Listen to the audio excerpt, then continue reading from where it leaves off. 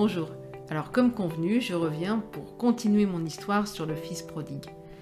Donc on a vu la dernière fois qu'il nous appartenait de rentrer en nous-mêmes, de nous lever et de décider d'aller vers notre Père et de commencer le cheminement pour aller vers notre Papa. Et alors je disais que le Père ne nous rejetait pas. Mais pourquoi je dis ça? Pourquoi je suis si certaine de cela? Eh bien écoutez bien, on va lire dans Luc 15, à partir du verset 20, « Il se leva et alla vers son père. » Donc c'est certainement la démarche que tu as faite, en tout cas je l'espère. Alors qu'il était encore loin, son père le vit et fut rempli de compassion.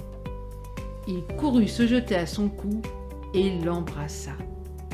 Imaginez un peu la scène. Le papa devait certainement scruter l'horizon pour voir son fils quand est-ce qu'il allait revenir. Et d'un seul coup, il voit son fils et il est ému de compassion. Le fils, certainement, n'a pas fière allure. D'une part, il ne doit pas être très propre sur lui et il doit avoir l'odeur des cochons et pourtant le père fait abstraction de tout cela. La seule chose qu'il voit, c'est son fils qui revient à la maison et il est rempli de compassion. Et de la même manière, pour toi qui as quitté Dieu un temps pour aller peut-être te vautrer dans tout un tas de choses qui n'étaient pas correctes, qui n'étaient pas bonnes pour toi, eh bien Dieu, lui, ne voit pas tout ça. Ce qu'il voit, c'est que tu reviens à lui. Et il est ému de compassion. Il n'attend qu'une chose, c'est de te serrer dans ses bras et de pouvoir dire « Enfin, mon fils qui était mort revient à la vie. Enfin, ma fille qui était morte revient aujourd'hui à la vie. » C'est ce que Dieu veut faire avec toi. C'est ce que Dieu veut dire. Il veut te prendre dans les bras et t'appeler encore sa fille, t'appeler encore son fils. Et oui, ça c'est le Seigneur. Le Seigneur ne va pas te jeter. Non, le Seigneur ne va pas te regarder et ne va pas commencer à te faire tout un tas de reproches, mais il va t'accueillir les bras ouverts. Et je dis ça également parce qu'il faut l'appuyer bibliquement.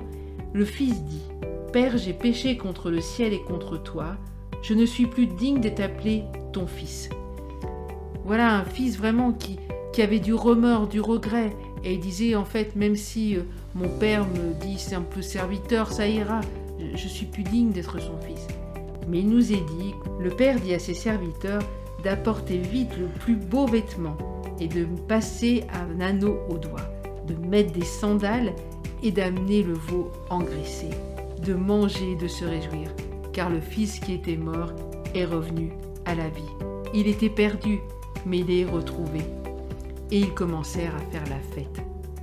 Voilà le comportement que le papa a. Quand le fils ou la fille revient à la maison, eh bien, il se réjouit et toute la maison se réjouit. Et il restaure pleinement son enfant dans sa pleine et entière identité. Et c'est ce que nous verrons la prochaine fois. Alors en tout cas, toi qui m'écoutes, eh bien, aujourd'hui, ne crains plus. Approche-toi de ton Père parce qu'il regarde bien, il scrute l'horizon et il n'attend que ton retour. Il va te serrer dans ses bras et il va t'appeler encore son fils, il va t'appeler encore sa fille. Alors vas-y, avance, ne crains pas et tu vas voir combien Dieu va te restaurer dans ton identité. À très bientôt pour la prochaine capsule.